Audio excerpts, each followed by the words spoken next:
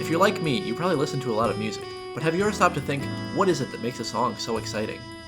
Well, one of the things that contributes to a particularly exciting point in a song is called a cadence. If that word sounds familiar, it's probably because a cadence can refer to many things, including speaking patterns, rhythmic patterns, and chord patterns.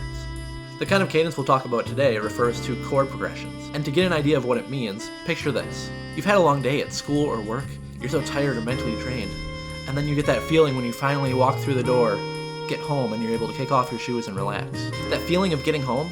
Well, that's what a cadence is. But there are many different ways to get home and different feelings associated with them. Sometimes you've been away from home for a long time and you feel heroic, like you're returning from an epic journey. Other times, returning home might feel more sentimental, like you never really left in the first place.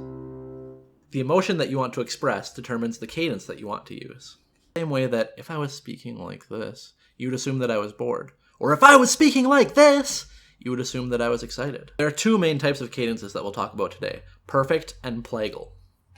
A perfect cadence should sound familiar because it's one that you've heard a million times before. It sounds very proper and like we're walking in through the front door, announcing our entry. Perfect cadences are used all the time, by old dead German dudes, and by young alive Korean dudes. They're used in major keys,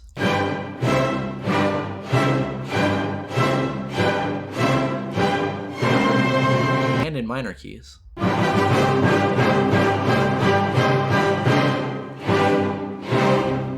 And even by pop songs.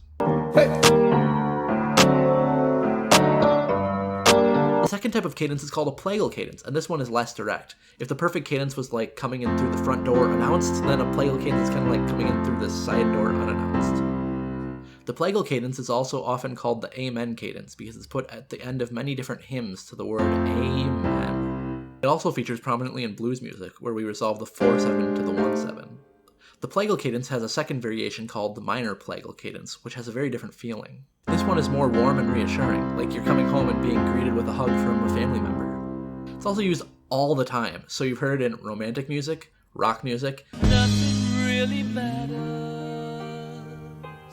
and movies. Where I long to be. See the line where the sky meets the sea. With a perfect cadence, you can add the 7th, which will sound like this, and the flat 9, which will sound like this. And with a minor plagal cadence, you can add the 6th, which will sound like this, or the 9th, which will sound like this. And that's cadences in a nutshell. Hope you learned something today. Now go out and make some music.